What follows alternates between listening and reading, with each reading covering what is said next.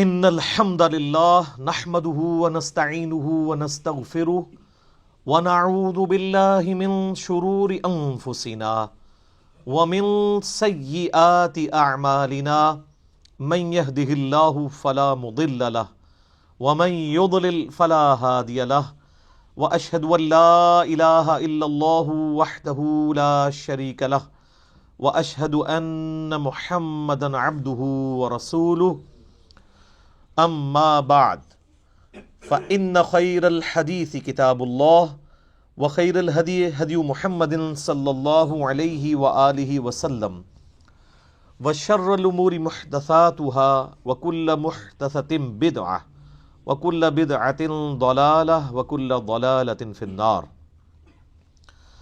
اعوذ باللہ السمیع العلیم من الشیطان الرجیم من ہمزہ ونفخہ ونفثہ.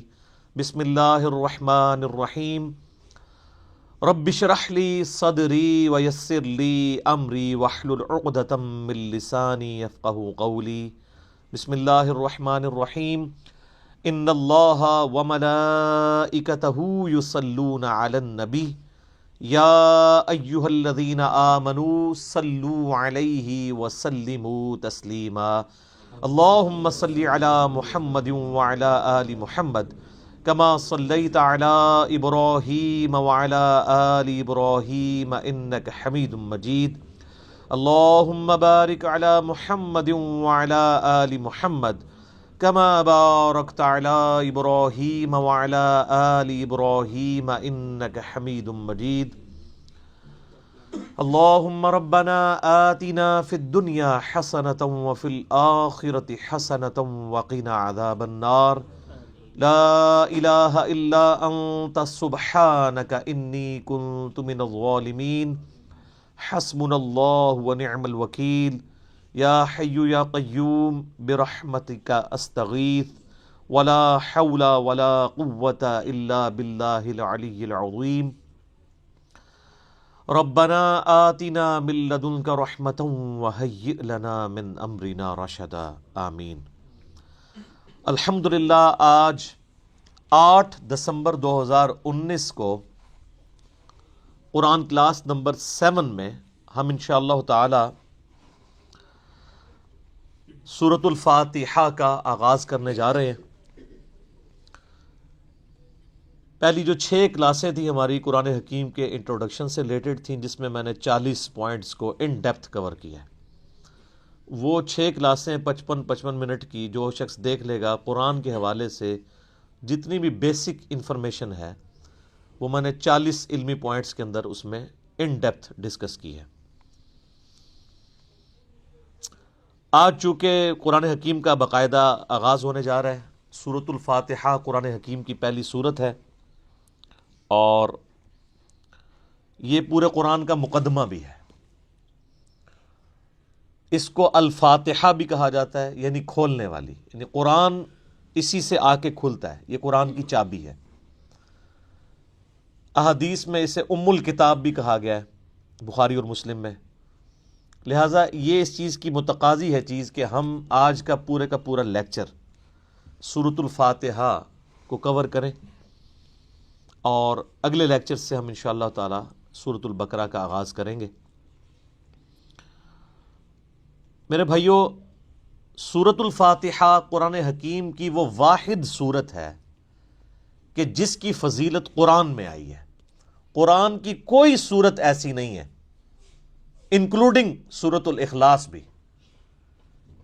کہ جس کی فضیلت قرآن میں آئی ہو سوائے سورۃ الفاتحہ کے. اس لیے فضیلت کے اعتبار سے قرآن حکیم کی سب سے افضل سورت وہ سورۃ الفاتحہ ہے. اس کی سپورٹ میں انشاءاللہ بخاری اور مسلم سے احادیث بھی پیش کروں گا. قرآن حکیم میں اللہ تعالیٰ نے سورہ الحجر پارہ نمبر 14 میں آیت نمبر 87 ہے. اعوذ باللہ من الشیطان الرجیم. بسم اللہ الرحمن الرحیم. وَلَقَدْ آتَيْنَاكَ سَبْعًا مِّنَ الْمَثَانِي وَالْقُرْآنَ الْعَظِيمِ. اور بے شک اے محبوب صلی اللہ علیہ وآلہ وسلم ہم نے آپ کو عطا فرمائی 7 آیات ایسی جو بار بار پڑھی جاتی ہیں اور قرآن عظیم بھی.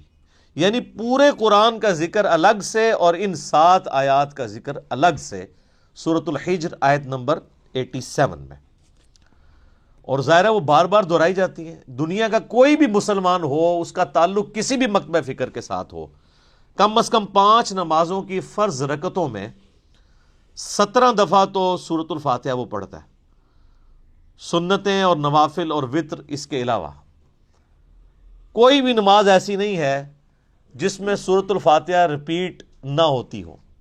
یہی اس کی فضیلت کے لیے کافی ہے کہ قرآن حکیم جو نماز میں ہم پڑھتے ہیں وہ ہم بدل بدل کے پڑھتے ہیں، لیکن سورۃ الفاتحہ ایسی چیز ہے جو ہر رکعت میں پڑھی جاتی ہے۔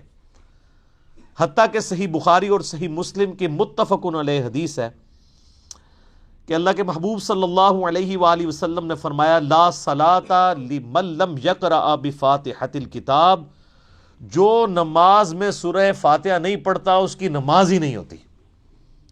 یہ اتنی اوبلیگیٹری چیز ہے۔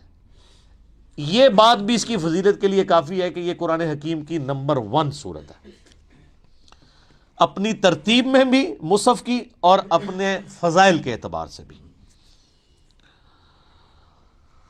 قرآن حکیم کی یہ سب سے عظمت والی سورت ہے۔ اس کی سپورٹ میں صحیح بخاری میں ایک بڑی مشہور حدیث ہے کہ سیدنا ابو سعید ابن معلہ رضی اللہ تعالی عنہ کہتے ہیں کہ میں ایک دفعہ مسجد نبوی میں نماز پڑھ رہا تھا تو اللہ کے محبوب صلی اللہ علیہ وآلہ وسلم نے مجھے آواز دی، تو میں چونکہ نماز میں مشغول تھا میں نے جانے میں تاخیر کر دی۔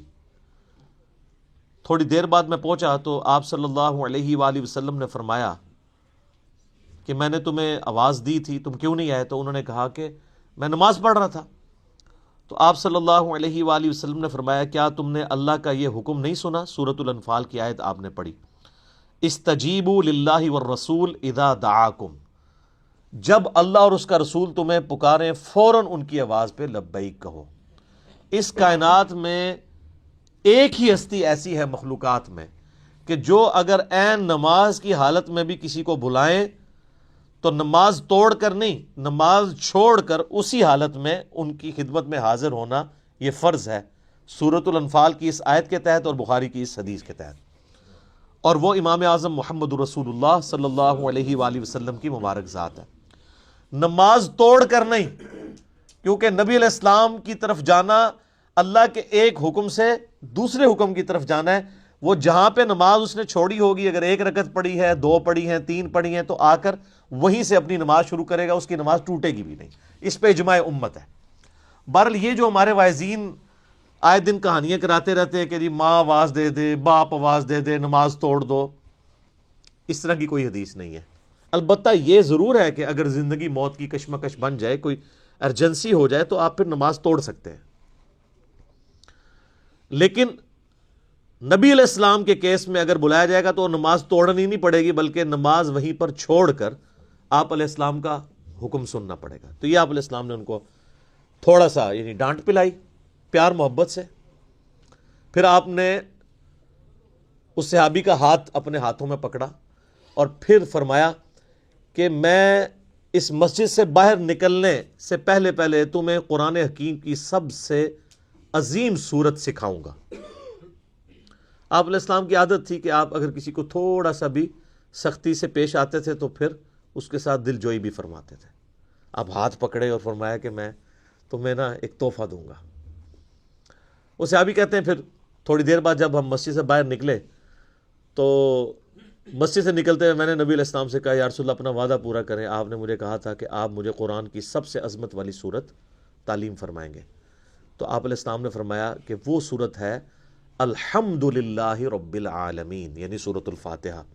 اور پھر آپ علیہ السلام نے ساتھ ہی یہ سورہ ہجر کی آیت نمبر 87 بھی پڑھی کہ یہ وہ جو قرآن حکیم میں آیا ہے، وَلَقَدْ آتَيْنَاكَ سَبْعًا مِّنَ الْمَثَانِي وَالْقُرْآنِ الْعَظِيمِ، یہ ہے وہ سورت جو قرآن حکیم میں اللہ نے مجھے عطا کی، جو 7 آیات بار بار دہرائی جاتی ہیں۔ اور پھر آپ علیہ السلام کے بخاری میں الفاظ ہیں، یہ ام الکتاب ہے، یہ قرآن کی ماں ہے، قرآن کی جڑ اس میں ہے، اسی سے پورے قرآن کا درخت نکل رہا ہے۔ فاتحہ بھی ہے، ام الکتاب بھی ہے، اور یہ وہ 7 آیات ہیں جو سورہ ہجر میں آئی ہیں۔ تو سورہ ہجر کی اس آیت کے کانٹیکسٹ میں کتاب التفسیر چیپٹر میں امام بخاری اس حدیث کو لے کر آئے ہیں۔ یہ حدیث کافی ہے اس کی فضیلت کے لیے۔ اچھا، یہ تو سورہ اعظم تھی نا قرآن کی۔ قرآن کی ایک آیت بھی ہے جو اعظم ہے، وہ صحیح مسلم میں حدیث ہے۔ ابی ابن کعب، جن کے بارے میں بخاری مسلم میں آتا ہے کہ 4 بندوں سے قرآن سیکھو، ان میں ایک عبداللہ ابن مسعود ہیں اور ایک ابی ابن کعب ہیں اور سیدنا سالم ہے، یہ ان میں سے ایک ہیں۔ تو ابی ابن کعب کہتے ہیں کہ نبی علیہ السلام نے مجھ سے ایک دن پوچھا کہ جانتے ہو کہ قرآن کی سب سے اعظم آیت کون سی ہے؟ تو انہوں نے کہا یا رسول اللہ صلی اللہ علیہ وآلہ وسلم، میرے اندازے کے مطابق قرآن حکیم کی سب سے عظیم آیت اللہ لا الہ الا هو الحی القیوم، آیت الکرسی، سورہ بقرہ کی آیت نمبر 255 ہے۔ تو آپ علیہ السلام نے اپنا ہاتھ ان کے سینے پہ مارا محبت کے ساتھ اور فرمایا ابو منذر، تمہیں یہ علم مبارک ہو، یعنی نبی علیہ السلام نے ان کے علم کے اوپر ان کی تحسین فرمائی کہ تمہیں میرے بتائے بغیر تم نے صحیح اندازہ لگایا کہ قرآن حکیم کی سب سے اعظم صورت جو آیت ہے وہ آیت الکرسی ہے۔ بخاری سے پتہ چلا کہ سب سے اعظم صورت سورۃ الفاتحہ ہے، مسلم شریف سے پتہ چلا سب سے اعظم آیت آیت الکرسی ہے۔ تو اس سے یہ بات بھی کلیئر ہوگی کہ جو لوگ کہتے ہیں نا وہ احادیث میں ہے سواد اعظم، وہ سب سے بڑا گروہ جو ہے اس کو پکڑ لینا، اور وہ سب سے بڑا گروہ ہر ملک میں ڈیفرنٹ ہوتا ہے۔ یعنی آپ بنگلہ دیش میں جائیں گے تو وہاں سب سے بڑا گروہ دیوبندی ہے، پاکستان میں سب سے بڑا گروہ بریلوی ہے، سعودیہ میں چلے جائیں گے اہل حدیث بڑا گروہ ہے، ایران میں چلے جائیں گے شیعہ بڑا گروہ ہے۔ تو وہاں اعظم سے مراد تعداد میں بڑا نہیں ہے، عظمت میں بڑا۔ ورنہ سورۃ الفاتحہ کی تو 7 آیات ہیں اور سورہ بقرہ کی 286، تو وہ ہونی چاہیے تھی سورہ اعظم۔ اور آیت الکرسی سے بھی لمبی ایک آیت جو ہے وہ آیت دین جو ہے سورہ بقرہ کے اندر موجود ہے۔ تو یہ عظمت کا ذکر ہو رہا ہے۔ اچھا میرے بھائیو، صحیح مسلم میں ایک اور حدیث ہے، ابن عباس رضی اللہ تعالیٰ عنہما کہتے ہیں کہ نبی علیہ السلام کے پاس ایک دفعہ جبرائیل علیہ السلام بیٹھے ہوئے تھے۔ ظاہر صحابہ نے نہیں دیکھا، آپ علیہ السلام نے بتایا۔ تو اچانک ایک آواز ان کو زوردار سنائی دی، یہ صحیح مسلم کی حدیث ہے۔ تو حضرت جبرائیل علیہ السلام نے نگاہ اٹھا کے اوپر دیکھا اور کہا یا رسول اللہ، آج آسمان کا ایک ایسا دروازہ کھلا ہے جو آج سے پہلے کبھی نہیں کھلا تھا، اور اس دروازے سے ایک فرشتہ زمین پر اترا ہے۔ اتنے میں وہ فرشتہ حاضر ہوا نبی علیہ السلام کی خدمت میں۔ تو حضرت جبرائیل نے کہا کہ یا رسول اللہ، یہ وہ فرشتہ ہے، یہ آج سے پہلے دنیا میں کبھی نہیں آیا تھا، اور وہ دروازہ بھی آج سے پہلے کبھی نہیں کھلا تھا، اور یہ فرشتہ آپ کو سلام عرض کر رہا ہے، اور اللہ کا یہ پیغام لے کر آیا ہے کہ آپ کو بشارت ہو 2 ایسے نوروں کی جو آپ سے پہلے کسی پیغمبر کو نہیں دیے گئے۔ ان میں سے پہلی چیز سورۃ الفاتحہ ہے، اور دوسری چیز سورہ البقرہ کی آخری 2 آیات، آمن الرسول بما انزل الیہ من ربہ والمؤمنون۔ تو سورۃ الفاتحہ وہ نور ہے جو کسی پیغمبر کو نہیں دیا گیا سوائے ہمارے محبوب صلی اللہ علیہ وآلہ وسلم کے۔ اچھا، صحیح بخاری کی جو میں نے حدیث بیان کی کہ سورہ اعظم ہے قرآن کی، اس کے تحت یہ بات تو بالکل کلیئر ہو گئی کہ نبی علیہ السلام نے سورۃ الفاتحہ کو جو تعلیم فرمایا اس کا آغاز کیا الحمدللہ رب العالمین سے۔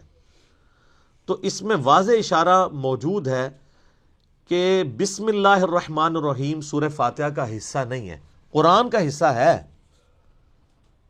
وہ تو ہر سورت کے آغاز میں بسم اللہ ہے سوائے سورہ التوبہ کے، اور سورہ نمل کے اندر آیت بھی ہے انہ من سلیمان و انہ بسم اللہ الرحمن الرحیم۔ لیکن جو سورتوں کے آغاز میں بسم اللہ لکھی جاتی ہے یہ سورت کا حصہ نہیں، قرآن کا حصہ ضرور ہے۔ تو چونکہ نبی علیہ السلام نے اس میں فرمایا الحمدللہ رب العالمین، تو اگر آپ علیہ السلام نے اس سورت کو تعلیم فرمانا ہوتا اس اعتبار سے کہ بسم اللہ اس کا حصہ ہوتی، تو آپ فرماتے کہ وہ صورت ہے بسم اللہ الرحمن الرحیم الحمدللہ رب العالمین. تو یہ اس بات کو تقویت دیتی ہے کہ بسم اللہ سورہ فاتحہ کا حصہ نہیں، لیکن نماز میں ہم پڑھتے ہیں، اس کے ساتھ پڑھیں گے، لیکن حصہ نہیں ہے. البتہ مسلمانوں میں اہل حدیث مکتبہ فکر اور امام شافعی کے جو مقلدین ہیں ان کا موقف ہے کہ بسم اللہ سورہ فاتحہ کا حصہ ہے. اہل تشیع کا بھی یہی موقف ہے.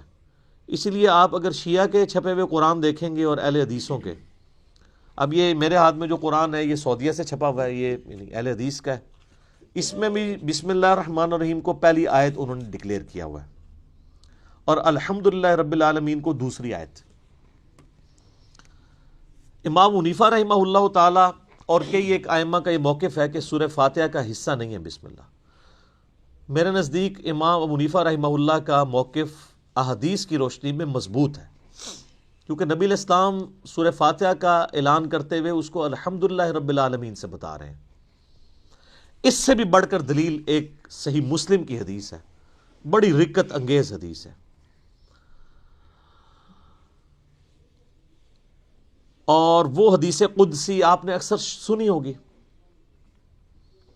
سیدنا ابو ہریرہ رضی اللہ تعالیٰ عنہ کہتے ہیں کہ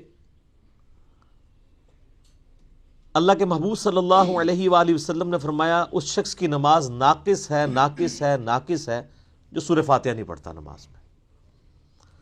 تو کچھ تابعین نے عرض کیا کہ ابو ہریرہ جب ہم امام کے پیچھے ہوتے ہیں پھر ہم کیا کیا کریں؟ تو انہوں نے کہا اقرأ بہا فی نفسک، تم پھر اپنے جی میں آہستہ آہستہ پڑھ لیا کرو. وہ جز القراء امام بخاری کی کتاب میں آتا ہے کہ وہ آپ نے جب امام سکتے کرتا ہے ان سختوں کے دوران پڑھنی ہے، امام کے ساتھ نہیں پڑھنی.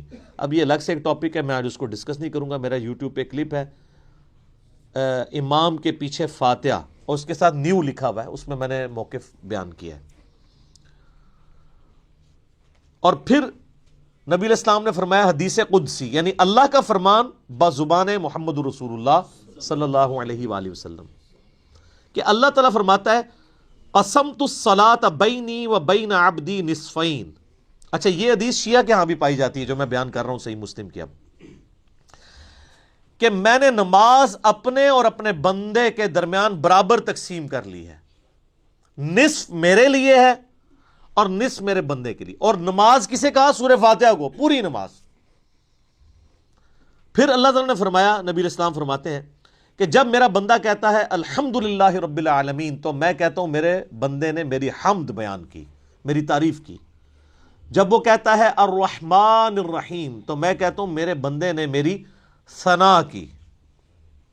جب وہ کہتا ہے مالک یوم الدین تو میں کہتا ہوں میرے بندے نے میری تمجید بیان کی، میری بزرگی کا اعتراف کر لیا. اور جب وہ کہتا ہے ایاک نعبد و ایاک نستعین تو یہ میرے اور میرے بندے کے درمیان کامن عہد اور بانڈ ہے. جو میرے بندے نے مجھ سے مانگا میں نے اسے دیا. اور جب میرا بندہ کہتا ہے اہدنا الصراط المستقیم صراط الذین انعمت علیہم غیر المغضوب علیہم ولا الضالین آمین، تو میرے بندے نے جو مجھ سے مانگا اس دعا میں نے اسے عطا کر دیا.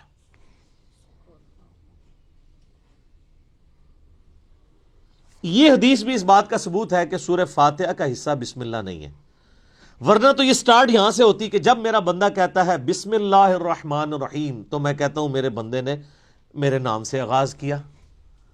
جب وہ کہتا ہے الحمدللہ رب العالمین تو میں کہتا ہوں میرے بندے نے میری حمد کی. تو اس حدیث میں بھی، حدیث قدسی میں بھی سورہ فاتحہ کا آغاز الحمدللہ رب العالمین سے ہوا. لہذا اہل تشیع اور اہل سنت میں اہل حدیث اور شافعی ہیں جو شوافع، ان کا موقف مضبوط نہیں ہے اس مسئلے میں. امام حنیفہ رحمہ اللہ کا موقف اس مسئلے میں، جہاں کئی مسئلوں میں ان کے موقف غلط ہے، اس مسئلے میں ان کا موقف ٹھیک ہے کہ سورہ فاتحہ کا حصہ نہیں ہے بسم اللہ. اس سے بھی بڑھ کر بخاری و مسلم میں حدیث ہے، انس ابن مالک کہتے ہیں میں نے پوری زندگی نبی علیہ السلام کے پیچھے نماز پڑھی، اس کے بعد حضرت ابو بکر کے پیچھے، پھر حضرت عمر کے پیچھے، پھر حضرت عثمان کے پیچھے. میں نے ان چاروں میں کسی کو بھی قرات کا آغاز نماز میں بسم اللہ سے کرتے ہوئے نہیں سنا، ہمیشہ الحمدللہ رب العالمین سے سنا۔ وہ ثنا تو خاموشی سے پڑھی جاتی ہے نا، اور بسم اللہ بھی۔ قرات کا آغاز وہ کرتے تھے الحمد سے، اس کا مطلب ہے کہ وہ سورہ فاتحہ سے اسے الگ سمجھتے تھے۔ اور مسلم میں تو یہاں تک الفاظ ہیں، بلکہ وہ حضرت انس بن مالک تو انکار ہی کر رہے ہیں، وہ کہتے ہیں کہ نبی علیہ السلام اور حضرت ابو بکر و عمر سورہ فاتحہ سے نہ پہلے بسم اللہ پڑھتے تھے نہ بعد میں، یعنی اگلی سورہ سٹارٹ کرنے سے پہلے بھی بسم اللہ نہیں پڑھتے تھے، کنٹینیوشن کے ساتھ پڑھتے تھے۔ بعض محدثین نے اس کی توجیہ بیان کی کہ اس سے مراد ہے کہ بلند آواز سے نہیں پڑھتے تھے، کیونکہ ثنا اور بسم اللہ آہستہ آواز سے پڑھنا تو ثابت ہے، تو آہستہ آواز سے پڑھنا ہی اس بات کی دلیل ہے کہ اس کو فاتحہ سے الگ کر کے پڑھتے تھے، لہٰذا وہ فاتحہ کا حصہ نہ ہوا۔ اچھا، اب ٹیکنیکلی اس کو آپ سمجھیں کہ سورہ فاتحہ کی یہ 7 آیات کیسے پوری ہوتی ہیں۔ مسلم میں جو یہ ہے نا الفاظ کے آدھی میرے لیے آدھی میرے بندے کے لیے، تو پھر سورہ فاتحہ آدھی ہوتی ہوگی نا کہیں پہ، کیونکہ آدھی میرے لیے اور آدھی میرے بندے کے لیے، تو آئیں پھر آدھی کر کے دیکھ لیتے ہیں۔ وہ سٹارٹ ہو رہا ہے اس حدیث میں، جب میرا بندہ کہتا ہے الحمدللہ رب العالمین، تو میں کہتا ہوں میرے بندے نے میری حمد کی، الرحمن الرحیم میرے بندے نے میری ثنا کی، مالک یوم الدین میرے بندے نے میری بزرگی کا اعتراف کیا۔ 3 آیتیں ہوگی۔ اس کے بعد آتا ہے ایاک نعبد و ایاک نستعین، یہ میرے اور میرے بندے میں کامن ہے، لہٰذا یہ آیت پھر سینٹر میں ہو گئی، کیونکہ تینوں پہلی آیات جو ہیں وہ اللہ کی تعریف ہے، الحمدللہ رب العالمین، الرحمن الرحیم، مالک یوم الدین۔ ایاک نعبد و ایاک نستعین عہد ہے، اور کہا یہ کامن ہے، مراد یہ سینٹر میں ہے۔ اور اس کے بعد جتنی چیزیں وہ دعائیں ہیں، اہدنا الصراط المستقیم، یہ بندے کی ہو گئی، صراط الذین انعمت علیہم غیر المغضوب علیہم ولا الضالین آمین، یہ 3 آیات اللہ سے دعا ہوئی، یہ بندے کے لیے، اور اس میں الفاظ ہیں جو میرے بندے نے مانگا میں نے دے دیا۔ پہلی 3 اللہ کی ثنا، اور سینٹر والی ایاک نعبد و ایاک نستعین کامن بانڈ۔ ٹھیک ہو گیا؟ اس سے بھی مزے کی بات، ایاک نعبد و ایاک نستعین بھی سینٹر ہو جاتی ہے، یہ ایک آیت ہے نا، ایاک نعبد، اے اللہ ہم تیری عبادت کرتے ہیں، یہ بھی اللہ کی تعریف، و ایاک نستعین، اور دعا تجھ سے کرتے ہیں۔ واو پہ آگے سینٹر بنتا ہے، اس واو سے پہلے 3.5 آیات اس طرف ہیں اور 3.5 آیات اس طرف ہیں، یہ بالکل سینٹر بنتی ہے واو، ایاک نعبد، اور وہ اسی لیے حدیث میں ہے نا یہ کامن ہے۔ کامن کیوں ہے؟ ایاک نعبد میرے بندے نے میری عبادت کی، و ایاک نستعین میرے بندے نے مجھ سے مانگا، اور کیا مانگا؟ اہدنا الصراط المستقیم صراط الذین انعمت علیہم غیر المغضوب علیہم ولا الضالین آمین۔ تو یہ اتنی مضبوط دلیل ہے، یہ جتنے دلیل کیا کتنے دلائل میں نے سامنے رکھ دی ہیں کہ جس کے بعد کوئی گنجائش نہیں رہتی کہ کوئی بندہ ہٹ درمی پہ اور ضد پہ آ جائے۔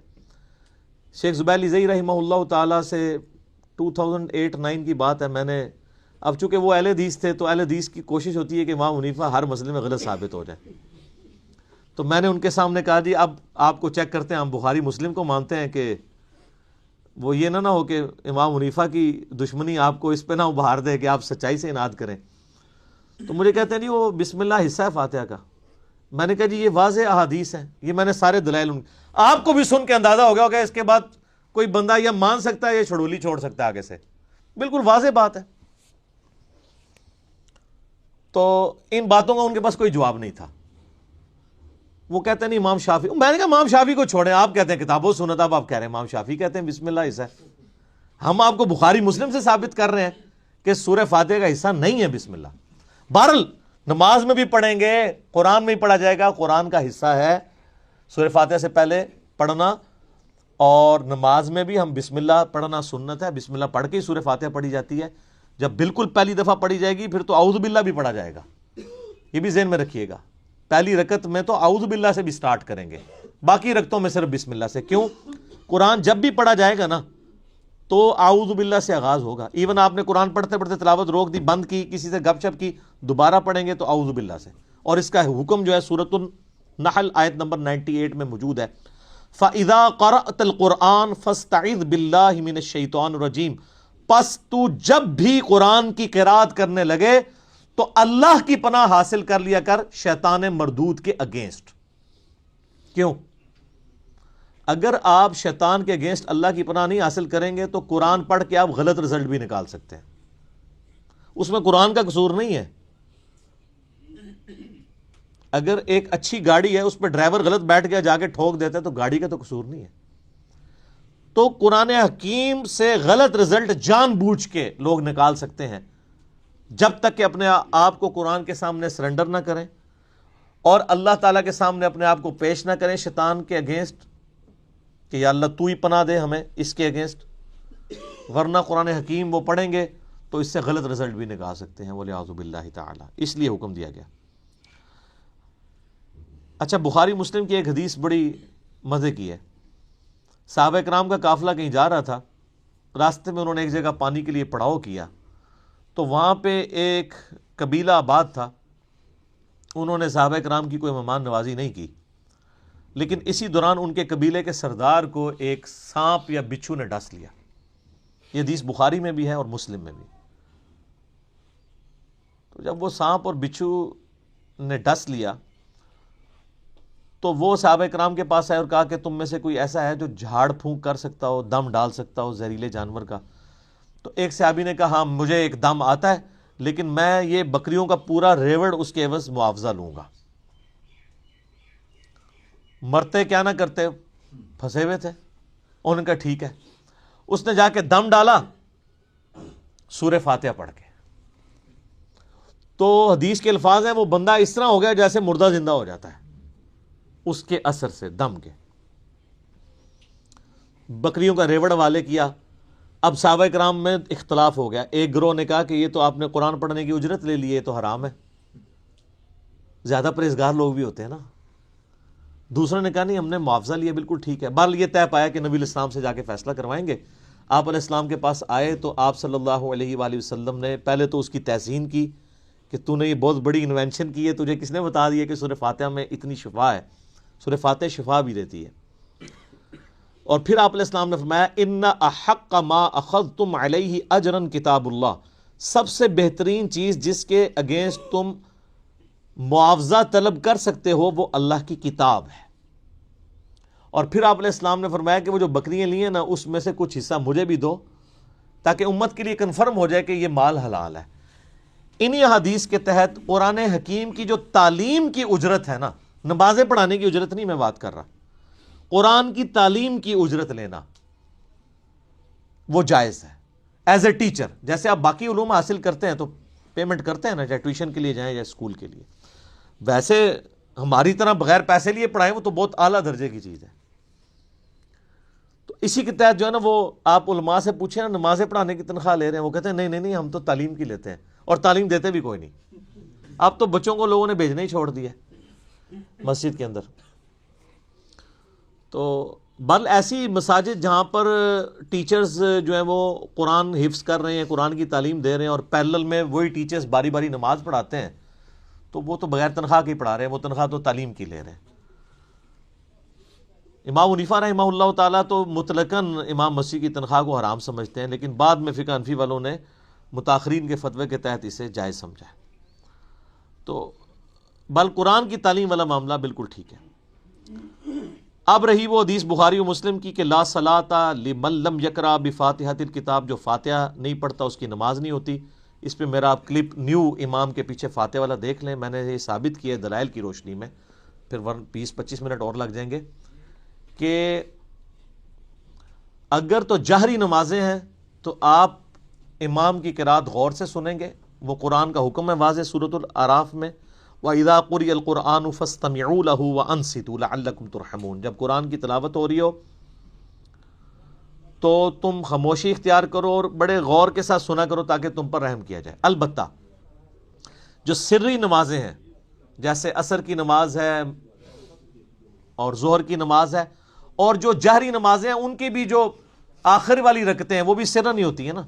اگر آپ دیکھیں گے نا تو صرف 6 رکعتیں ہیں جن میں اونچا قرآن پڑھا جاتا ہے, باقی 11 رکعتیں 17 میں سے ان میں سرن پڑھا جاتا ہے, اور نوافل تو سارے سرن پڑھے جا رہے ہوتے ہیں.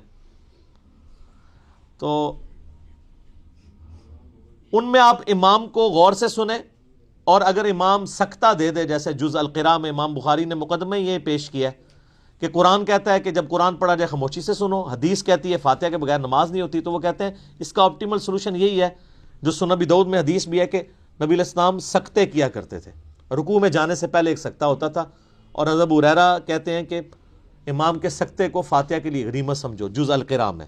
لہٰذا مسلم کی جو حدیث ہے نا اقرا بہا فی نفسک، اس میں حضرت ابو ہریرہ یہ نہیں کہہ رہے کہ امام کے ساتھ ساتھ جی میں پڑھو، وہ سکتے کا ہی ذکر کر رہے ہیں کیونکہ دوسری جگہ اس کی تفسیر موجود ہے۔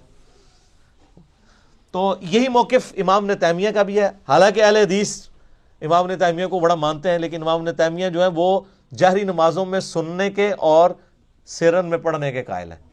شیخ البانی بھی یہی موقف رکھتے ہیں، مولانا مودودی رحمہ اللہ کا بھی یہی موقف ہے، ڈاکٹر اسرار صاحب کا بھی یہی موقف ہے، اور ایون جو سعودیہ سے قرآن چھپتا ہے احسن البیان، اس میں بھی لکھا ہوا ہے کہ قرآن اور حدیث دونوں پہ عمل کرنا چاہیے، جب امام قرات کر رہا ہو تو خاموشی سے سننی چاہیے، اور سکتے میں پڑھنا چاہیے اگر سکتے میں آپ کو موقع ملے۔ ایون حافظ ابن کثیر نے بھی تفسیر ابن کثیر میں آ کے اینڈ پہ اسی موقف کو ہی ترجیح دی ہے، اور یہی موقف امام مالک رحمہ اللہ تعالیٰ کا ہے جو سب سے مضبوط موقف ہے۔ میں نے اس کے دلائل بھی اور پورے ان کا جو کاؤنٹر نیریٹو ہے، اب ظاہر ہے کہ یہ موقف اڈاپٹ کریں گے تو آپ کو حنفیوں کے ساتھ بھی منہ ماری کرنی پڑے گی اور اہل حدیث کے ساتھ بھی، تو اس کے لیے آپ میرا وہ کلپ دیکھ لیں تو آپ کو انشاءاللہ کلیئر ہو جائے گا۔ لاکھوں لوگوں نے وہ کلپ دیکھا ہے، آپ لکھیں امام کے پیچھے فاتحہ نیو، ایک طرف ایک اہل حدیث مولوی کی تصویر لگی ہوئی ہے، ایک طرف ایک دیوبندی مولوی کی، سینٹر میں ایک عام مسلمان کی۔ تو وہ اس کلپ میں نے یہ ساری باتیں کھول کے بیان کی ہیں، آج میں اس چیز کو سکپ کر رہا ہوں تاکہ گفتگو لمبی نہ ہو جائے۔ اب آلموسٹ 25 منٹ رہ گئے پیچھے، تو ہم اللہ کا نام لے کے سورہ الفاتحہ کا آغاز کرتے ہیں۔ اعوذ باللہ من الشیطان الرجیم، بسم اللہ الرحمن الرحیم، الحمد للہ رب العالمین۔ تمام تعریفیں اس اللہ کے لیے ہیں جو تمام جہانوں کا پالنے والا ہے، یہ بھی ترجمہ درست ہے، اور تمام جہان والوں کا پالنے والا ہے، یہ ترجمہ بھی عربی لنگوسٹک کے اعتبار سے درست ہے۔ تمام جہان سے مراد جیسے اب جتنی سپیشیز دنیا میں آباد ہیں وہ ہر ایک کا ایک اپنا جہان ہے، پرندے ہیں، پرندوں کا ایک اپنا جہان ہے، حیوانات ہیں، ان کا اپنا ایک جہان ہے، ایک نباتات کی سپیشیز ہیں۔ اس وقت روئے ارض پہ آلموسٹ 2 ملین سپیشیز دریافت ہو چکی ہیں، نباتات حیوانات کی ملا کر، اور ایک ایک سپیشیز آگے بلینز میں۔ انسان ہی دیکھ لیں 7.5-8 ارب کے قریب ہیں، اور باقی حشرات الارض اگر آپ گننا شروع کریں نہ ختم ہونے والے۔ تو یہ تمام کا پالنے والا کون ہے؟ اللہ۔ الرحمن الرحیم، وہ انتہائی رحم فرمانے والا ہے۔ الرحمن کہتے ہیں جیسے اسی سے لفظ، یہ اسی یعنی آپ سمجھ لیں عربی لنگوسٹک کے اعتبار سے طوفان بھی عربی کا لفظ ہے نا، یعنی ٹھاٹھے مارتا ہوا سمندر ہے اس کی رحمت کا، اور سمندر تو کبھی کبھی جوش میں آتا ہے نا، اللہ کی رحمت وہ ہے کہ الرحیم مستقل رہتی ہی ٹھاٹھے مارتے ہوئے سمندر کی طرح ہے، الرحمن الرحیم۔ حتیٰ کہ بخاری و مسلم میں حدیث ہے، نبی علیہ السلام نے فرمایا اللہ تعالیٰ نے مخلوقات کی پیدائش سے پہلے اپنے پاس اپنے عرش پہ یہ عبارت لکھ لی تھی کہ میری رحمت میرے غضب پہ بھاری رہے گی۔ قرآن میں بھی ہے وَكَتَبَ عَلَى نَفْسِهِ الرَّحْمَةِ، کہ یہ اللہ نے اپنے اوپر خود لازم کر لیا کہ میں ہر حال میں رحم ہی کروں گا۔ رحم والا جو اللہ تعالیٰ کا پہلو ہے یہ ڈومیننٹ ہے۔ سورہ فاتحہ جو ہے وہ ذہن میں رکھیے گا قرآن کی ماں ہے، ام الکتاب ہے، فاتحہ ہے، قرآن کھولنے والی چیز ہے۔ تو اس میں جو جو چیز آ رہی ہے نا اس کی جڑ پڑ رہی ہے نا، وہ پورا قرآن اسی جڑ سے پھر اگنے والا وہ بڑا تناور درخت ہے۔ ہر چیز کی جڑ سورہ فاتحہ میں۔ مالک یوم الدین، وہ مالک ہے قیامت کے دن کا۔ دنیا میں تو کئی بادشاہ ہیں، اس کی اجازت سے، اس کی مرضی سے نہیں، اجازت سے۔ اجازت یہ ہے کہ کھلی چھٹی ہے، مرضی نہیں ہے کہ وہ غلط کام کریں، وہ بس اللہ نے 2 راہیں دکھا دی ہیں، انا ہدیناہ السبیل اما شاکرا و اما کفورا۔ ہدایت کا راستہ واضح کر دیا، چاہے تو شکر گزاری کی روش اختیار کرو، خواہ ناشکری کی۔ لیکن قیامت کے دن صرف اللہ ہی کا حکم چلے گا. دنیا والے جتنے احکامات ہیں یہ سب کے سب پاورز لوگوں کی طرف سے جو اللہ تعالیٰ نے دی ہیں وہ سلب کر لی جائیں گی. لمن الملک اليوم للہ الواحد القہار. آج کس کی بادشاہت ہے؟ اس قہار کی جو سب پہ چھایا ہوا ہے. قہار کہتے ہیں سب پہ چھانے والا. تو قیامت کے دن کا مالک ہے. یہ ایک ایک آیت کے اوپر ایک ایک گھنٹہ بولا جا سکتا ہے، لیکن چونکہ ہم نے پورا قرآن کور کرنا ہے تو اس میں ساتھ ساتھ آیات آئیں گی کراس ریفرنس کے طور پہ. ایاک نعبد و ایاک نستعین. تعریف کرنے کے بعد اے اللہ ان ساری چیزوں کے ہوتے ہوئے حق تو یہ ہے کہ عبادت بھی تیری ہوگی، دعا بھی تجھی سے کی جائے گی. اے اللہ ہم صرف تیری ہی عبادت کرتے ہیں اور کرتے رہیں گے، تجھی سے مدد مانگتے ہیں اور تجھی سے مانگتے رہیں گے. کیونکہ یہ مضارع کا صیغہ ہے جو کنٹینیوشن ہے. پریزنٹ ٹینس اور فیوچر ٹینس عربی میں ایک ہی ہوتا ہے. ہمارے تو تین ہوتے ہیں نا اردو میں اور انگلش میں، پاسٹ، پریزنٹ اور فیوچر. عربی میں فیوچر اور پریزنٹ کے لیے ایک ہی صیغہ استعمال ہوتا ہے، وہ یہاں پہ استعمال ہوا ہے. ایاک نعبد و ایاک نستعین. اور اگر اس کو دعائیہ بنائیں گے جس طرح کہ اعلیٰ حضرت نے ترجمہ کیا ہے، احمد بریلوی صاحب نے، انہوں نے بہت زبردست ترجمہ کیا. انہوں نے کہا اے اللہ ہم صرف تیری ہی عبادت کریں اور صرف تجھی سے مدد چاہیں. یہ علیحدہ بات ہے کہ وہ خود اور ان کے ماننے والے غیر اللہ سے بھی مانگتے رہے ہیں. ترجمہ ٹھیک کیا ہے. اسی لیے میں کہتا ہوں قرآن میں کوئی چیز نہیں داخل ہو سکتی.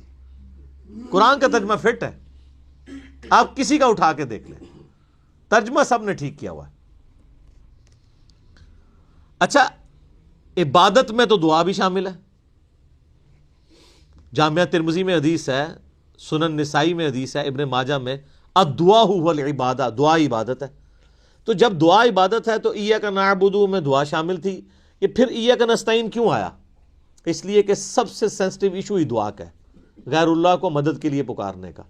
تو اللہ تعالیٰ نے اس کو اسپیسیفکلی بیان کیا. اس کے باوجود امت کی اکثریت غیر اللہ سے مدد مانگ رہی ہے. ایک تو ہے ظاہری اسباب، وہ تو آپ مانگیں تو قرآن میں حکم ہے وَتَعَاوَنُوا عَلَى الْبِرِّ وَالتَّقْوَى وَلَا تَعَاوَنُوا عَلَى الْإِثْمِ وَالْعُدْوَانِ. یہ تو بالکل ٹھیک ہے. وہ ایک مفتی صاحب جو کیو ٹی وی پہ بیٹھے ہوئے ہیں لوگوں کے عقیدے خراب کرنے کے لیے، وہ کہتے ہیں جی اب پھر ہم امی سے روٹی نہ مانگیں جا کے. بھائی امی سے روٹی وہ مانگتا ہے جس کی امی گھر موجود ہوتی ہے، جس کی امی قبرستان میں آرام فرما ہوتی ہے. اگر وہ امی سے روٹی مانگ رہا ہو تو اسے کیا کہا جاتا ہے؟ پاگل یا مجذوب. تھوڑے سوفسٹیکیٹڈ ورڈ، مجذوب یا پاگل. تو یہ پاگلوں سے آپ گفتگو کر رہے ہیں، یہ دھوکہ دے رہے ہیں. وہ کہتے ہیں جی کوئی دریا میں ڈوب رہا ہو تو اللہ کو پکارے گا، یا جو وہاں پہ کنارے پہ لوگ موجود ہیں ان کو پکارے گا. بھئی یہ تو ظاہری اسباب ہے. تو سر وہ اس وقت شیخ عبد القادر جیلانی کو بھی پکار کے دیکھ لے اگر اس کو ہے کہ وہ بچا لیں گے، کیونکہ اللہ نے دنیا کو اسباب کے ساتھ جوڑا ہوا ہے. ان کو اگر اپنے بزرگوں پہ اتنا مان ہے تو یہ پھر دریا میں چھلانگ مارے نا اور پکارے بزرگوں کو. ظاہری اسباب میں آپ نے اڈاپٹ کرنے کا حکم ہے. ہاں جو دعا مانگی جائے گی بغیر اسباب کے، آپ جو غائب میں مدد کے لیے پکار رہے ہوتے ہیں، مثلا یہاں بیٹھے میں ان کو کہتا ہوں مجھے پانی پلا دیں، بالکل ٹھیک ہے، لیکن یہ بغداد میں قبر کے اندر ہے، میں کہتا ہوں مجھے پانی پلا دیں، وہی جملہ شرک میں لے جائے گا. یہ ہے اصل مسئلہ. یہ جھگڑتے رہتے ہیں جی وہ جی بزرگوں کو اختیار نہیں. میں کہتا ہوں جی بزرگوں کو اختیار ہو بھی، کوئی بزرگ ماشاءاللہ اتنا پہنچا ہے کہ اسے اللہ نے اختیار ہی دے دیا فرشتوں کی طرح، پھر بھی بزرگوں کو پکارنا شرک ہوگا مدد کے لیے. ویسے آپ نے محبت میں پکارنا ہے، آپ ضرور پکاریں، مدد کے لیے نہیں، ویسے اپنی محبت کا اظہار کریں. لبیک یا رسول اللہ کہیں، لبیک یا حسین کہیں، بالکل ٹھیک ہے، آپ محبت کا اظہار کریں. المدد نہیں. بارش کون برساتا ہے؟ اللہ. ڈیوٹی کس کی ہے؟ تو بارش فرشتوں سے مانگی جائے گی یا اللہ سے؟ اللہ سے. اچھا اگر کوئی فرشتوں سے مانگ لے کہ یار خیر اللہ نے ڈیوٹی لگائی ہے، سر وہ مشرک ہو جائے گا. اور یہ قرآن میں لکھا ہوا ہے. آپ پارہ نمبر 20 کھول لیں اگر کسی کو توفیق ہو. میں نے کئی بار سنا ہے، میں ایک جگہ بیٹھا ہوا تھا، وہاں پہ ایک شیعہ ذاکر بھی تھے. اب مجھے 2-3 دن پہلے، شیعہ عالم تھے بلکہ ذاکر نہیں تھے، 2-3 دن پہلے پتہ چلا ہے وہ فوت بھی ہو گئے. بہت علمی آدمی تھے، اللہ تعالیٰ ان کی مغفرت کرے. تو وہ ان کے ساتھی بیٹھے تھے، وہ کہتے ہیں جی ٹھیک ہے ہم یا علی مدد نہیں کہنا چاہیے. لیکن جو یا علی مدد کہتا ہے آپ اسے کیوں کہتے ہیں وہ شرک کر رہا ہے؟ میں نے کہا یہ قرآن میں لکھا ہے. تو میں نے یہ آیت سورہ النمل کی آیت نمبر 62 پارہ نمبر 20 کے آغاز میں امن یجیب المضطر اذا دعا ویکشف السوء ویجعلکم خلفاء الارض االہ مع اللہ، بھلا بتاؤ تو کون ہے جو مصیبت میں گھرے ہوئے شخص کی فریاد کو سنتا ہے اور اس کی تکلیف اس سے دور کرتا ہے اور تمہیں اپنے ماں باپ کے مرنے کے بعد خلیفہ کرتا ہے اس زمین پر. االہ مع اللہ، کیا اللہ کے ساتھ کوئی اور الہ بھی ہے جس کی یہ کوالٹی ہو؟ قلیلا ما تذکرون، بڑے کم لوگ ہی نصیحت پکڑتے ہیں. تو میں نے کہا اللہ تعالیٰ کہہ رہا ہے کہ جس کے بارے میں تمہارا یہ عقیدہ ہے نا کہ وہ مصیبت اور پریشانی میں تمہارا مشکل کشا ہے، تو گویا الہ ہے وہ. اور سب سے پہلے تو مولا علی ان کے گریبان پکڑیں گے جنہوں نے مولا علی کے بارے میں عقیدہ گھڑ لیا. مولا علی بھی اپنی نمازوں میں اللہ کو پکارتے تھے. مولا علی کا ماننے والا بھی وہ ہوگا جو اللہ کو پکارے گا. پھر بڑے بڑے دھوکے ہیں جی ان کے. وہ کہتے ہیں جی غیر اللہ سے مدد کہتے ہیں حرام ہے. اور کون کہتا ہے غیر اللہ سے مدد حرام ہے؟ آپ یہودی سے بھی مدد لیں. بخاری مسلم میں حدیث ہے نبی علیہ السلام جب فوت ہوئے ہیں آپ کی زرہ ایک یہودی کے پاس گروی رکھی ہوئی تھی، لیکن جو سامنے موجود نہیں اس سے تو نہیں آپ اسباب کے طور پہ مدد لے سکتے. وہ جی قرآن میں غیر اللہ سے مدد کا ہے، کدھر ہے جی؟ وہ کہتے ہیں وَاسْتَعِينُوا بِالصَّبْرِ وَالصَّلَاةِ، نماز اور صبر سے اللہ کی مدد چاہو. تو وہ مدد تو اللہ کی چاہ رہے ہیں، یا یہ کہہ رہے ہیں کہ المدد یا نماز میری مشکل کشا، المدد یا صبر مشکل کشا. آگے نہیں پڑھتے ان اللہ مع الصابرین، صبر کرنے والوں کے ساتھ اللہ ہوگا. وہ کہتے ہیں حضرت عیسیٰ علیہ السلام نے کہا تھا من انصاری اللہ، کون ہے جو اللہ کے لیے میرا مشکل کشا بنے؟ وہ تو ظاہری اسباب میں.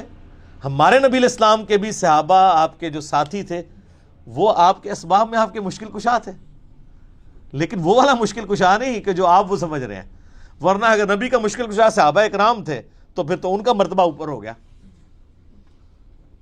تو وہ صرف صحابہ مشکل کشا نہیں تھے، وہ یہودی جس نے نبی علیہ السلام کی زرہ گروی رکھ کے آپ کو کچھ دیا تھا وہ بھی مشکل کشا ہے. اور سب سے بڑا مشکل کشا سورج ہے. سورج اگر ختم ہو جائے تو زمین پہ نہ نباتات اپنا اگ سکتی ہیں، نہ حیوانات ان نباتات کو کھائیں گے. سب کچھ ختم ہو جائے گا. دنیا میں ہواؤں کا چلنا، موسموں کا بدلنا، یہ سب کچھ سورج کی وجہ سے ہے. تو کوئی کہتا ہے المدد یا سورج، کسی کے ذہن میں یہ وہم بھی آتا ہے کہ سورج مشکل کشا ہے، حالانکہ آپ کے بزرگ تو کچھ بھی نہیں کر سکتے جو کچھ سورج کر رہا ہے، اور سورج کو موت بھی نہیں ہے، یہ آپ کے بابے مر چکے ہیں. تو کہیں نا المدد یا سورج، کہیں گے نہیں جی سورج کا کیا کمال ہے، وہ تو اللہ نے اس کی ڈیوٹی لگائی ہوئی ہے، تو ہم اس کو کیوں پکارے، ہم اللہ کو کیوں نہ پکارے؟ تو بابوں کی بھی اگر ڈیوٹی لگی ہوئی ہے تو بابوں کو نہ پکارو. ویسے ڈیوٹی کو نہیں لگی ہوئی، اگر لگی بھی ہو for the sake of argument, تمہاری جعلی جو دلائل ہیں اس پہ ایگری کرتے ہوئے، پھر بھی ان کو نہیں آپ پکارو گے. شرک ہو جائے گا اور ناقابل معافی جرم ہو جائے گا. یہ اتنے سارے انہوں نے دھوکے دیے ہوئے ہیں، اور زیادہ تر ظاہری اسباب کے ذریعے دے رہے ہوتے ہیں. وہ جی صحیح بخاری میں حدیث ہے، یہ ایک صحابی کی پنڈلی ٹوٹ گئی، وہ حضور کے پاس حاضر ہوا، آپ علیہ السلام نے ہاتھ پھیرا. بالکل ٹھیک ہے، لیکن آج اگر کسی کی پنڈلی ٹوٹے گی تو نبی علیہ السلام تو دنیا میں موجود نہیں ہے. اور اگر آپ کو اتنا شوق ہے تو آپ اپنی پنڈلی توڑیں، آپ کو روزہ شریف پہ لے جاتے ہیں، پتہ چل جائے گا جڑتی ہے کہ نہیں. نبی علیہ السلام دنیا میں موجود ہوں، ہم دعا کروانے کے لیے اپنے مسائل ان کے سامنے لے کے جائیں گے.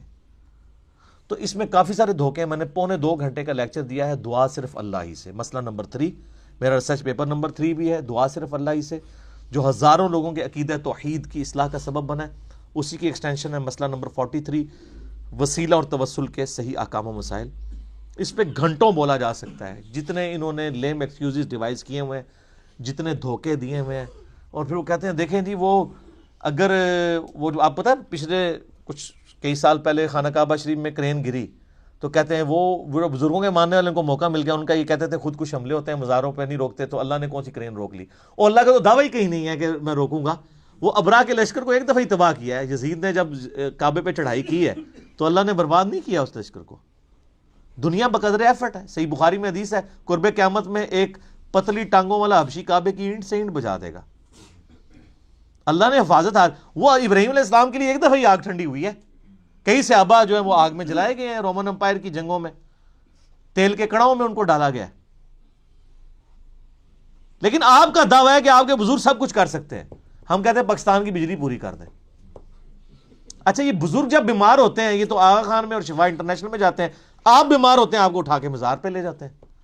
آمدہ کوئی بزرگ بیمار ہو چیخیں بھی مارتا رہے، اس کو کہ نہیں سر دسو جانا کیڑے مزار تے ہے، اسپتال نہیں تو کھڑنا.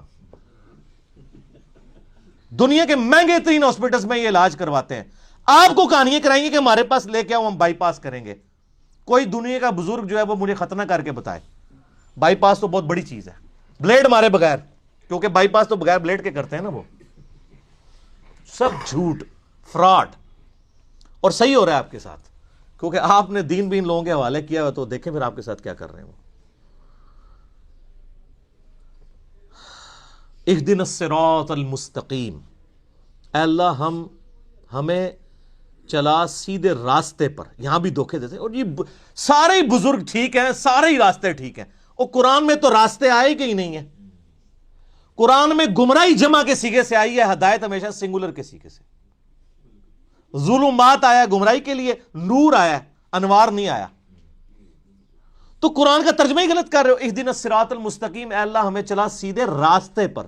صراط الذین انعمت علیہم، راستہ ان لوگوں کا، راستے نہیں. وہ کہتے ہیں چاروں ہی حق پہ ہیں، پانچوں ہی حق پہ ہیں، سارے ہی ٹھیک ہیں.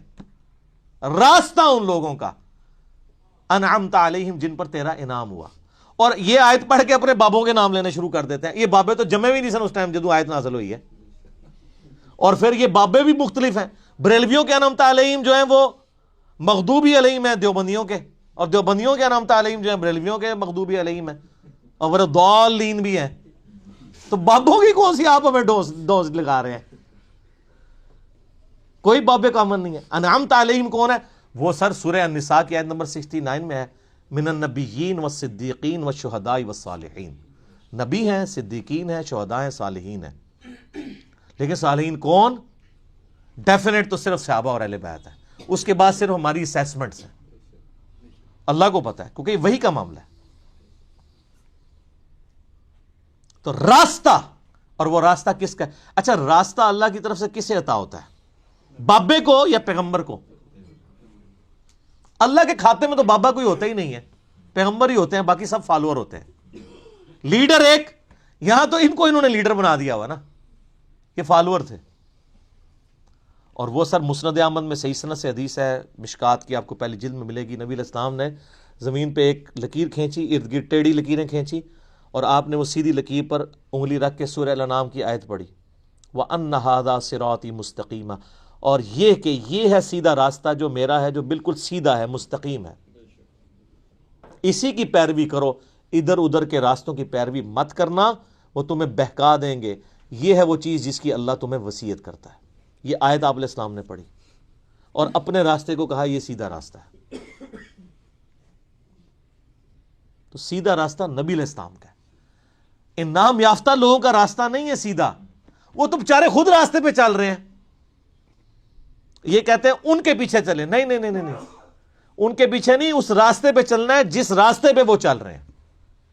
ان کے پیچھے نہیں چلنا، نبی علیہ السلام کے پیچھے چلنا ہے. کیونکہ وہ تو پھر آپ خود ہی میں سناتے ہیں، شیخ عبد القادر جیلانی کے پاس شیطان آیا، اس نے کہا عبد القادر تیری ساری نمازیں معاف ہیں جی. تو کہنا عبد القادر جیلانی نے لا حول ولا قوت الا باللہ پڑھا اور کہا تو شیطان ہے. تو اس نے جاتے جاتے پھر وار کیا. اس نے کہا تجھے تیرے علم نے بچا لیا. تو ان کا نہیں، مجھے اللہ کے فضل نے بچایا. تو کہتے ہیں وہ ایک نورانی شکل میں آیا تھا، تو وہ کہنے لگا میں تیرا رب ہوں. اور پھر اس نے کہا کہ تیرے اس مقام پہ پہنچے ہوئے 70 غوث میں نے ورگلا دیے. تو ہم کہتے ہیں غوث تو آپ کہتے ہیں سب سے بڑا اونچا مرتبہ ہوتا ہے، وہ 70 غوث جس شیطان نے ورگلا دیے اس کو کیوں نہیں پیر مانتے؟ اور وہ جو 70 غوثوں کے ماننے والے لاکھوں مرید تھے، وہ تو کہہ رہے تھے ہمارے بزرگ ہمیں بخشوائیں گے. وہ بزرگ تو خود اللہ کے فضل سے دوزخ پہنچے ہوئے ہیں، وہ شیطان نے ورگلا دیا. تو تسی کتنے جاؤ گے؟ تو سر پیروں نو پھڑو جنہوں اللہ نے تہاڈا پیر بنایا. ما ضل صاحبکم وما غوا، تمہارے نبی نہ کبھی بہکے ہیں نہ کبھی بے راہ چلے ہیں، اس کو پیر مانو. سناتے خود ہیں اور انجینئرنگ پھر جب ہم کرتے ہیں ان کو سمجھ آتی ہے ہمارے ساتھ ہو کیا گیا. تو اس کا غوثوں کا تو اعتبار ہی کوئی نہیں. 70 غوث جو رگڑے گئے نے تو باقی کا کیا اعتبار ہے؟ تو نبی علیہ السلام کو اپنا امام مانے. تو صراط الذین انعمت علیہم نبی علیہ السلام کا راستہ. اچھا بخاری مسلم میں ایک حدیث ہے، ایک صحابی حاضر خدمت ہوئی، یا رسول اللہ قیامت کب آئے گی؟ فرمایا کو تیاری کی ہے؟ کہ یا رسول اللہ بس موٹے موٹے فرض ہی پورے کرتا ہوں، زیادہ کوئی باتیں نہیں میرے پاس. یعنی باتوں سے مراد یہ نہیں ہے کہ نماز ہی نہیں پڑھتا ہوں، یعنی نفلی باتیں نہیں ہیں، کوئی نفلی روزے نہیں رکھتا، بہت تہجدیں اشراقیں نہیں پڑھتا، موٹا موٹا جو فرض دین ہے اس پہ چلتا ہوں. البتہ میں اللہ اور اس کے رسول سے محبت کرتا ہوں. تو نبی علیہ السلام نے فرمایا پھر اللہ اور اس کے رسول تیرے ساتھ ہوں گے. انس بن مالک کے بخاری مسلم میں الفاظ ہیں کہ ہمیں اسلام لانے کے بعد پوری زندگی حضور کے کسی فرمان سے اتنی خوشی نہیں ہوئی جتنے اس فرمان سے ہوئی کہ جو اللہ اور اس کے محبوب سے محبت کرتا ہے اللہ اس کا محبوب اس کے ساتھ ہوں گے. اور پھر انس بن مالک کے الفاظ ہیں بخاری کے اندر، اے اللہ میں رسول اللہ سے، ابو بکر سے، عمر سے محبت کرتا ہوں، گو میرے اعمال ان کے والے نہیں ہیں، لیکن پھر بھی تو قیامت والے دن مجھے ان کا ساتھ نصیب فرمانا. ہم بھی اللہ سے دعا کرتے ہیں کہ اللہ تعالیٰ قیامت الدن ہمیں نبی علیہ السلام، صحابہ کرام اور اہل بیت کا ساتھ نصیب فرمائے، آمین.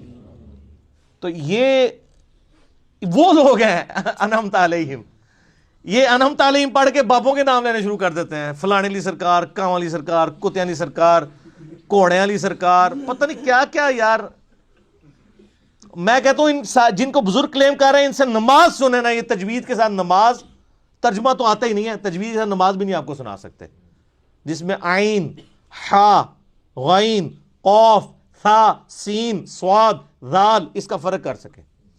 یہ آپ شروع کریں گے کہ نہیں یہ تو انہوں نہیں یاد آئے گا، اور پھر کلیم کر رہے ہیں کہ آپ کو رسول اللہ تک پہنچائیں گے جو خود نبی علیہ السلام سے کوسوں دور ہے. انعمت علیہم پھر کون ہوئے؟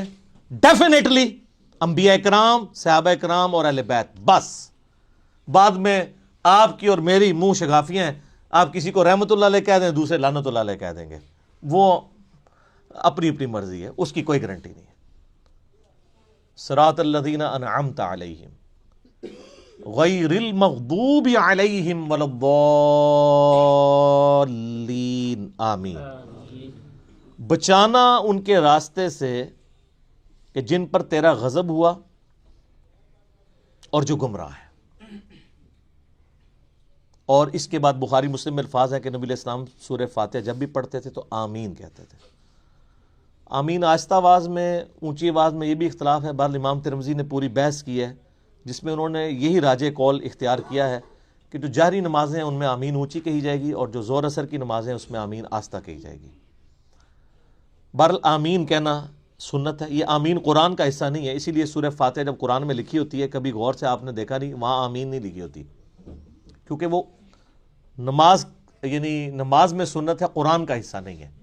اور بخاری مسلم کے الفاظ ہیں کہ اس وقت فرشتے بھی آمین کہتے ہیں، اور جب امام آمین کہتا ہے تو جس کی آمین فرشتوں کے ساتھ مل جائے اللہ تعالیٰ اس کی مغفرت فرما دیتا ہے. اسی لیے اس چیز کا اہتمام کیا جاتا ہے کہ آپ والضالین سے پہلے پہلے شامل ہو جائیں. تو یہ غیر المغضوب علیہم والضالین، اس میں تعویل خاص کے اعتبار سے تو ظاہر ہے کہ جو نبی علیہ السلام کی امت سے پہلی امتیں جو گمراہ ہوئی ہیں، جن پر اللہ کا غضب ہوا، وہ تو قرآن پھر ہمیں بتاتا ہے. ضربت علیہم الذلہ والمسکنہ یہودیوں کے بارے میں کہ اللہ تعالیٰ نے ان کو بندر اور خنزیر بنا دیا، کونوا قردۃ خاسئین، ان پر ذلت اور رسوائی اور غریب الوطنی مسلط کر دی، وہ آج تک مسلط ہے.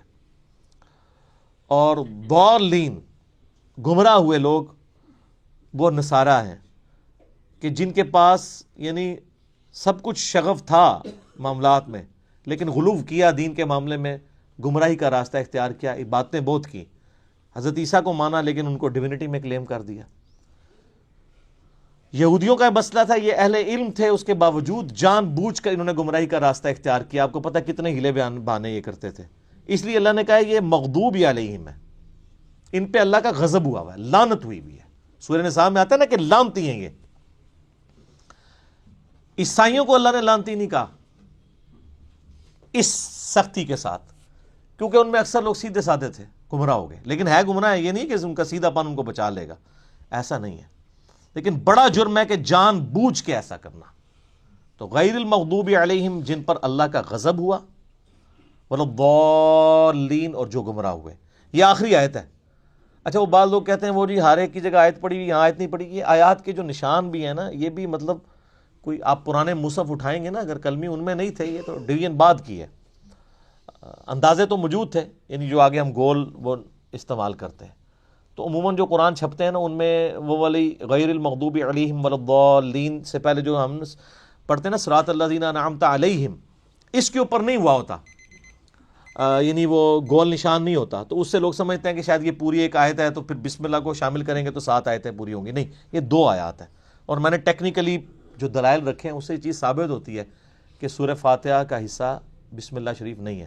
اب یہ سورہ فاتحہ جو ہے اگر آپ اس کو اوور ویو کریں نا تو قرآن پاک میں جتنی بھی چیزیں بیان ہونی ہیں آئندہ آنے والے قرآن میں، سب کی جڑ اس کے اندر موجود ہے. اسلام کے بنیادی 3 عقائد کون سے ہیں؟ عقیدہ توحید، عقیدہ رسالت اور عقیدہ آخرت. یہی ہے نا؟ یہ تینوں عقیدے سورہ فاتحہ میں موجود ہیں. عقیدہ توحید الحمدللہ رب العالمین الرحمن الرحیم مالک یوم الدین ایاک نعبد و ایاک نستعین. عقیدہ آخرت مالک یوم الدین، بدلے کے دن کا مالک. اور اہدنا الصراط المستقیم صراط الذین انعمت علیہم عقیدہ رسالت، کیونکہ رسولوں کو اللہ تعالیٰ راستہ اختیار کرتا ہے نا، وہی دیتا ہے نا آگے، امتوں کو رسولوں کے ذریعے دیا جاتا ہے. تو پورے قرآن کا جو یعنی آپ سمجھیں عقائد کی بنیاد اس صورت میں ہے کہ تمہیں مرنے کے بعد اپنے رب کے حضور پیش ہونا ہے، وہ قیامت کے دن کا مالک ہے. قیامت میں اللہ کے پاس پہنچنے سے پہلے رسولوں کا راستہ اختیار کر لو، توحید کا راستہ اختیار کر لو، اور اللہ سے یہ بھی دعا بھی مانگتے رہو کہ اللہ تعالیٰ گمراہی کے راستے سے اور جو لوگ جن پہ اللہ کا غضب ہوا ان لوگوں کے راستے سے بچاتا رہے. یہ سارا کچھ اگر آپ جمع کریں تو قرآن پاک میں کوئی ایک ٹاپک بھی ایسا نہیں ہوگا. جب رسولوں کا راستہ آ گیا تو رسولوں کی ساری شریعت سمجھ لیں اس کی جڑ اس میں پڑ گئی. نکاح طلاق کے مسائل بھی اس میں کور، حج کا طریقہ بھی کور، کیونکہ صراط الذین انعمت علیہم ہے اور اہدنا الصراط المستقیم ہے. تو اس لیے اسے ام الکتاب الفاتحہ، قرآن کھولنے والی، قرآن کی ماں کہا جاتا ہے کہ سارے عقائد و نظریات کی جڑ اس صورت کے اندر موجود ہے. انشاءاللہ تعالیٰ اگلی دفعہ ہم سورۃ البقرہ کا آغاز کریں گے. صلو علی الحبیب صلاۃ بر محمد وآل محمد. اللہم صلی علی محمد وعلی آل محمد کما صلیت علی ابراہیم وعلی آل ابراہیم انک حمید مجید. اللہم بارک علی محمد وعلی آل محمد کما بارکت علی ابراہیم وعلی آل ابراہیم انک حمید مجید. اللہ تعالیٰ سے دعا ہے جو حق بات میں نے کہی اللہ تعالیٰ ہمارے دلوں میں راسخ فرمائے. اگر جذبات میں میرے منہ سے کوئی غلط بات نکل گئی اللہ تعالیٰ ہمارے دلوں سے ہی معاف کر دے، ہمیں معاف بھی کر دے، ہمیں کتاب و سنت کی تعلیمات پر عمل کر کے دوسرے بھائیوں تک پہنچانے کی توفیق عطا فرمائے. سبحانک اللہم و بحمدک اشہد ان لا الہ الا انت استغفرک و اتوب الیک وما علینا الا البلاغ المبین. جزاکم اللہ خیرا.